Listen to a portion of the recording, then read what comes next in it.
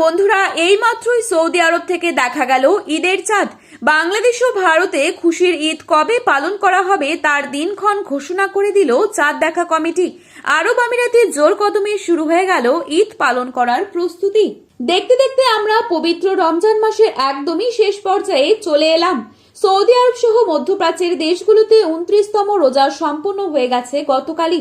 এই মুহূর্তে সৌদি আরবের আকাশে চাঁদ পর্যবেক্ষণের জন্য সকল ধরনের প্রস্তুতি গ্রহণ করা হয়েছে।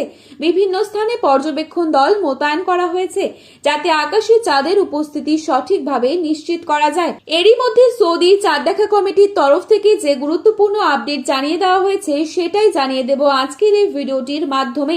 তাই অবশ্যই পুরো ভিডিওটি শেষ পর্যন্ত দেখবেন এবং চ্যানেলটিতে নতুন এসে থাকলে অবশ্যই চ্যানেলটি সাবস্ক্রাইব করে পাশে থাকা বেল আইকনটিকে প্রেস করে রাখবেন যাতে করে আমাদের দেওয়া নতুন কোনো ভিডিওর আপডেট আপনার কাছে সবার প্রথমেই পৌঁছে যায়।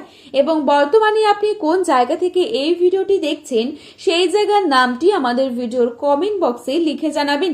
কমেন্ট বক্সে ঈদ মোবারক লিখে জানাতে কিন্তু ভুলবেন না।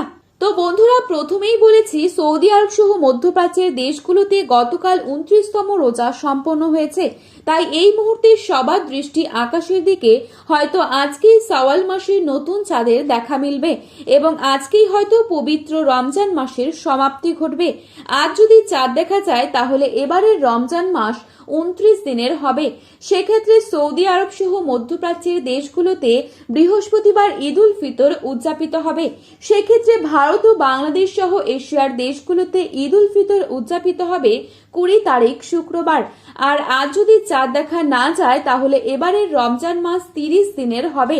সেক্ষেত্রে আজ 19 তারিখ বৃহস্পতিবার সৌদির আকাশে শাওয়ালের চাঁদ দেখা যাবে এবং শুক্রবার 20 তারিখ সৌদি আরব সহ মধ্যপ্রাচ্যের দেশগুলোতে পবিত্র ঈদ উল ফিতর উদযাপিত হবে এবং বাংলাদেশের আকাশে শাওয়ালের চাঁদ দেখা যাবে 20 তারিখ সন্ধ্যায় এবং ঈদ উল ফিতর উদযাপিত হবে 21 তারিখ শনিবার। এবার শুধু অপেক্ষা চাঁদ দেখার। তো বন্ধুরা, এই ছিল আজকের গুরুত্বপূর্ণ খবরের আপডেট। প্রতিনিয়ত এরকমই আপডেট সবার প্রথমে পাওয়ার জন্য অবশ্যই চ্যানেলটি সাবস্ক্রাইব করে পাশে থাকবেন। ভিডিওটি ভালো লেগে থাকলে লাইক, কমেন্ট, শেয়ার করতে ভুলবেন না। ধন্যবাদ।